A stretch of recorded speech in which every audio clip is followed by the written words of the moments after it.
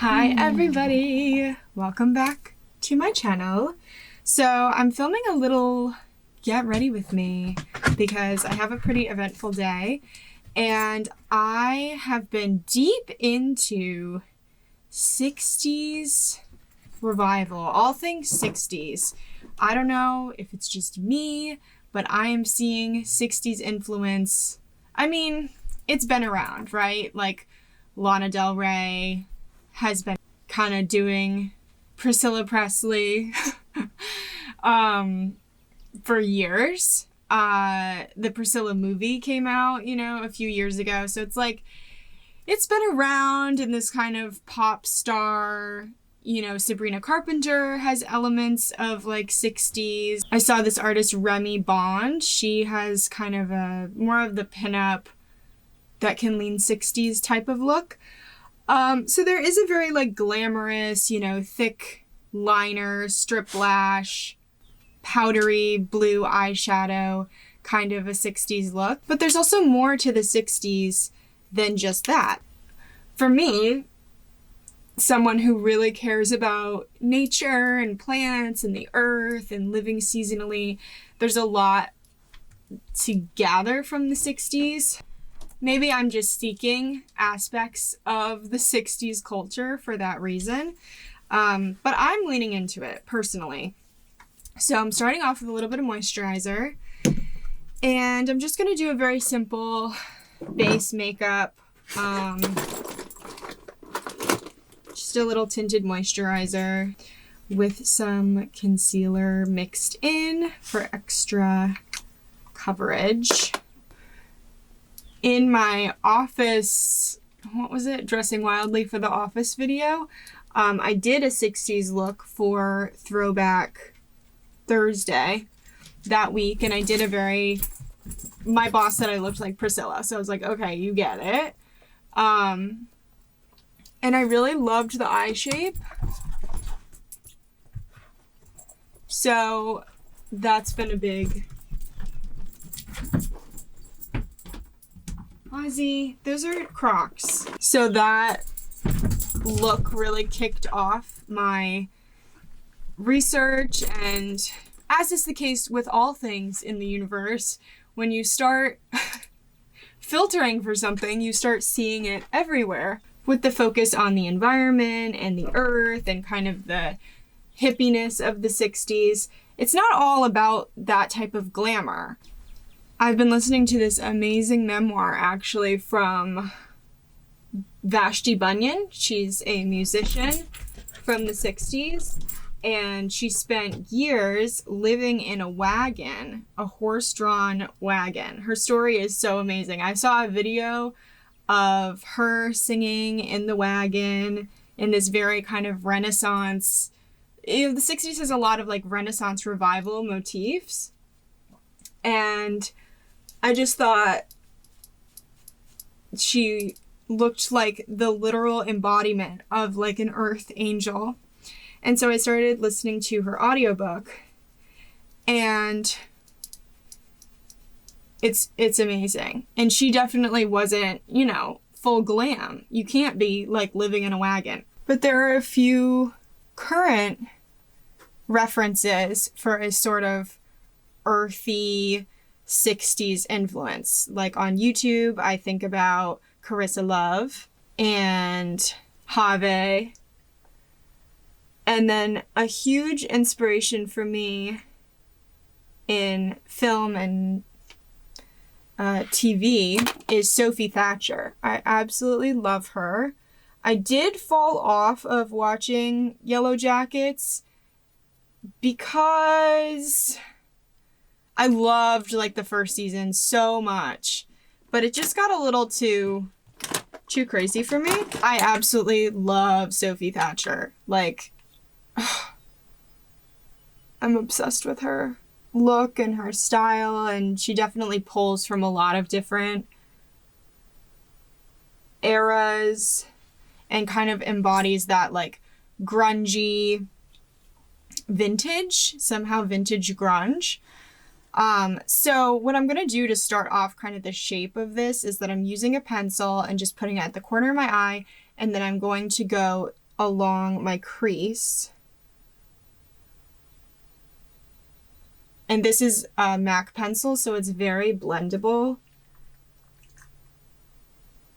And I like to do this with my eyes open, looking forward.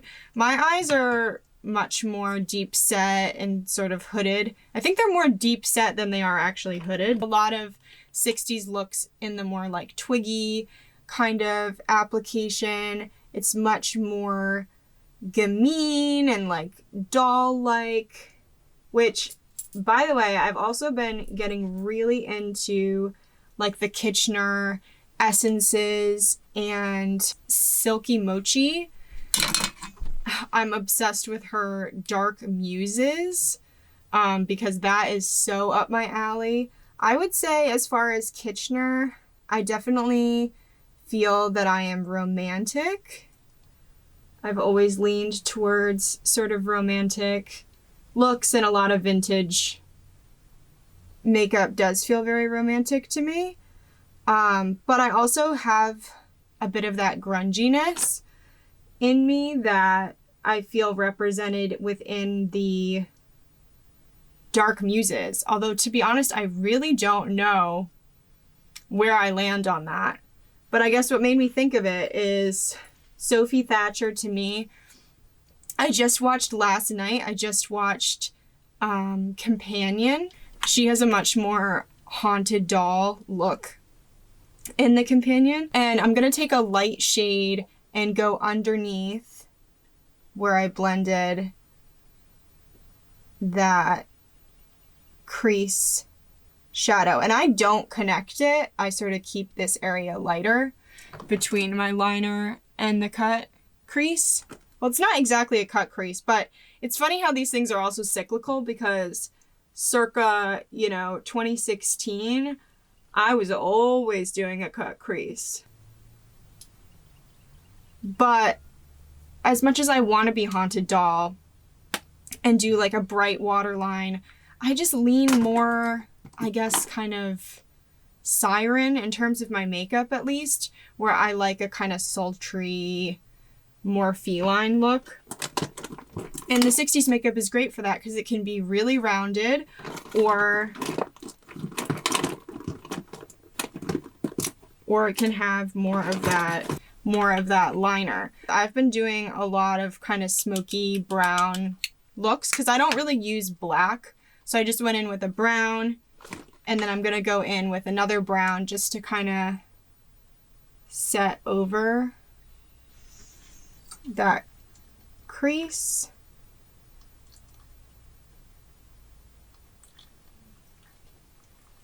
I prefer like grays and browns and burgundies, as you will see. Which again is like more of that kind of earthy, grungy look that I like. I also like to have more depth under the eye. So I'm not doing like twiggy lashes or anything like that, but just having that that darkness under the eye kind of makes your eyes seem bigger in a way, or just the shape is larger, if that makes any sense. I'm going in with a navy shade on my lash line, but I'm also not really winging it out. I'm starting underneath just to create like the line underneath, but then I'm really just doing the corner. Just kind of smoking the corner. And I'm not doing any harsh lines, no liquid liner. If that's what you like, go for it.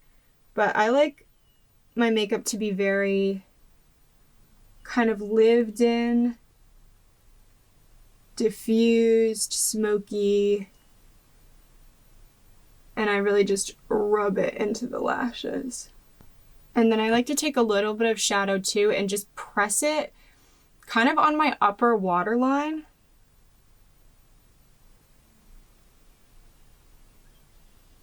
To get a little bit of definition in the corner of the eye. And then I have this gray Moroccan kohl powder, which I still don't have a nice holder for it. I ordered one online and it's taking so long to get here. So I can't believe I haven't spilled it out of this baggie. I'm like, I shouldn't even say that. But I have to keep it very sealed and be very careful. And in traditional 60s, it's more like peachy, very minimal blush. But you can tweak everything, make it suited to you. So for me, like a nude shade is like a reddish brown. I'm just going to show you. These are kind of the shades that I gravitate towards as being more nude. And for my mascara, I also go in with the Clinique Black Honey mascara. So I'm going to curl my lashes and do that. This is what the eye makeup is looking like. So it has a bit of that crease definition, but it's also kind of smokier and more grungier, and it will kind of move throughout the day, but it will maintain. I like the width of it, and you get some of that dimension both in height and width with this type of a shape. So I'm going to get on to my blush and my lips, which, as I said, I like these kind of reddish brown, kind of earthy.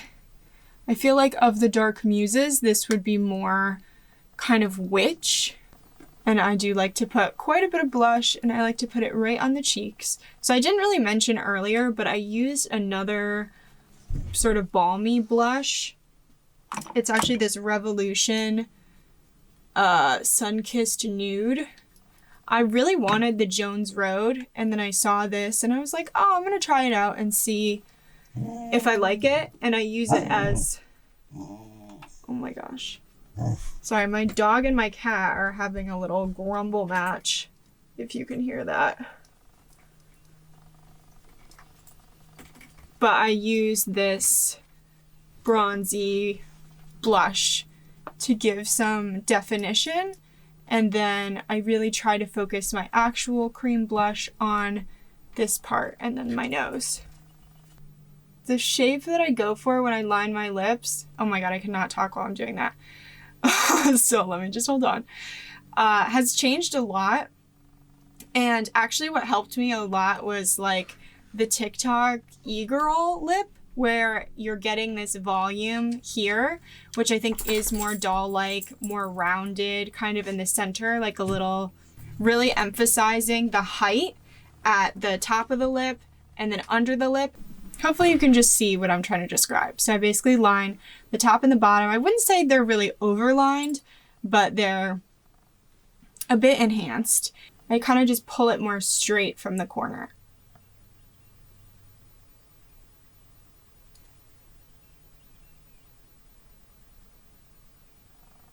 And then I am just going in with this Lime Crime Cola shade.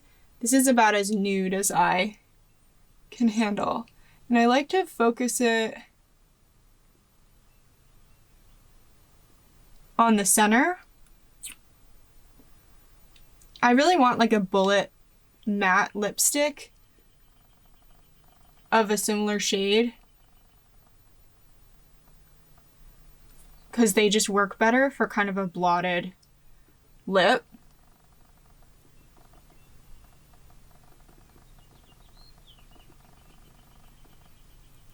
And I put a little bit of whatever I got on my cheeks too.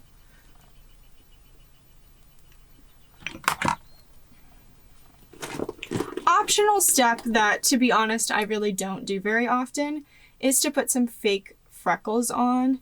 It does kind of play with the earthy look. I got this at the drugstore, and I thought I was gonna be like, It's Likely Makeup. Oh my gosh, I used to be so obsessed with her videos when I was in college.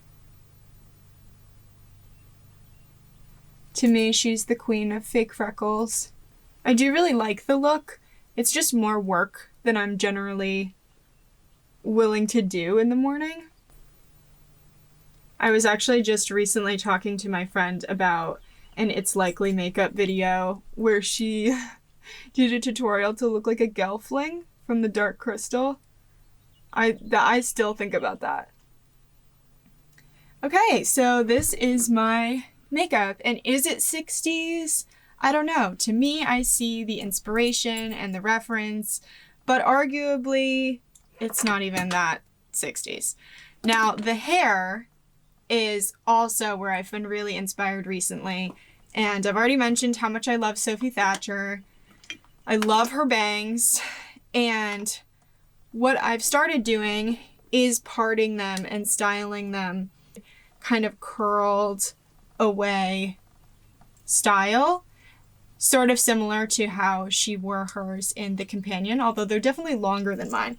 And I do have a very shaggy haircut, which is similar to her, but there are some ways to enhance kind of the shape, because what I love about 60s hair is the crown volume, although I'm not into teasing my hair. First, I'm going to do my bangs, and I did cave and buy a straightener, which, to be honest, is necessary, I think.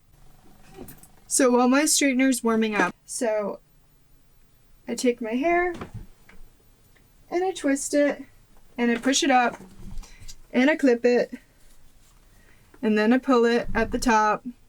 And essentially this is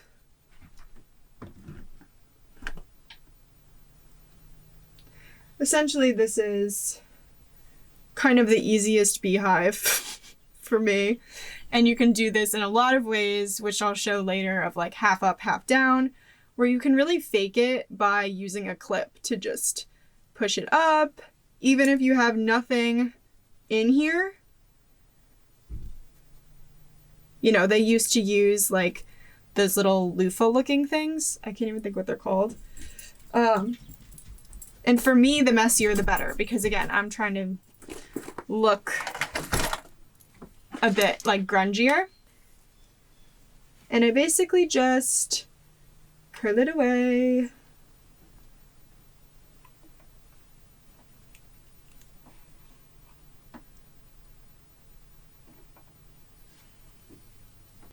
And then I take a wide tooth comb and I just brush through it.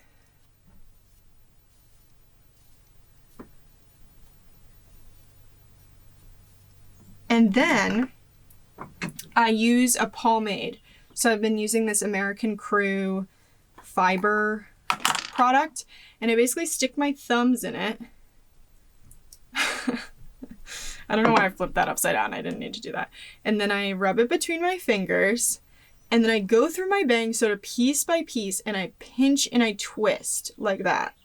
Especially the ones right here by the part, because they're the shortest. And I like pull on them. I'm like pulling on them and dragging them out. So this is sort of what it's looking like in natural lighting. I'm so into like Helena Bonham Carter hair. If you can't tell, I've been spending so much time on Pinterest recently. I am going to show some other hairstyles. Oh my gosh, sorry, there's these crazy crows outside. Oh my gosh, I don't know if you're gonna be able to see this, but hold on. There are these like crows outside. Ugh. Sorry, that was just distracting. Rather than teasing my hair, I use a dry shampoo on the crown. I really like this Collab one. And between the dry shampoo and having a very layered butterfly style haircut, I get a lot of volume at the crown without having to tease it. The first style is a half up, half down using just an elastic. And I start off by making a simple little ponytail bun at the back. I really wish I was further from the camera so you could see what I'm doing. But you basically make a hole above the bun and flip it through. It's one of those styles. Saw this on Instagram and hopefully you can find it because I'm not showing it very clearly here. But it adds so much volume in the style and kind of these fun like sculptural. I like my hair to have little piecey bits. I'm using the scarf so you can see, but that's a pretty staple everyday look. If you have a hair fork or a hair pin or bobby pins, whatever you've got, you can kind of create twists that give a lot of volume. Again, you can't really see what I'm doing here, but it's essentially exactly the same thing that I did with the big claw clip. And with a pin, you just put it in the right way and then over the twist and then push it through the other side. If you want to take it up a notch, you can use a sock to create a little padded bouffant on the crown of your head and use some clips. I would recommend clips that blend a little bit better. Roll it down around the sock, and this is not going to damage your hair at all when you take it out, which is really nice. And fold the ends of, this is actually a sock that I cut, so it's really just a tube. You could use any kind of fabric, to be honest. And then clip it back there. If you're doing this, I would recommend having another mirror so that you can really see that you're covering those clips, because I did not do a great job of it. It will make your top section have a little bit more shape and a little bit more of that crown volume. Here I'm using a pin. Again, I'm not going to show it very well, but you basically twist your hair around the pin and then twist the pin a few times and push it through. I love doing this with a pencil, with a pen, with a chopstick, anything you have. It's really fun to do. And I've been really into like jewelry in my hair, so I especially love the dangly bits on this pin. And it's really not necessary to even have that bouffant, just an added step. Scarves are my new obsession for my hair. I think it comes across as very like free-spirited, and I love adding some pattern into my hairstyles with the scarf. And it's also, if you're using a silk scarf, it's really nice for the hair. So this is literally how I've been wearing my hair every single day, and you definitely don't need to have done the bouffant thing. I actually would recommend not doing that. I just didn't want to take it out. But I use one side of the scarf as part of my braid going down the hair. If you're wearing like a hat, this is a great thing to do underneath, because it will really protect your hair, keep it looking really nice, and add a little bit of fun. So I'm trying to increase my scarf collection. And I tie the scarf at the bottom to secure the braid and do it on the other side. And it creates like that kind of shape at the back. So again, you don't need to have done anything under it. Thank you so much for watching this video. I hope you enjoyed, and I'll see you in my next one.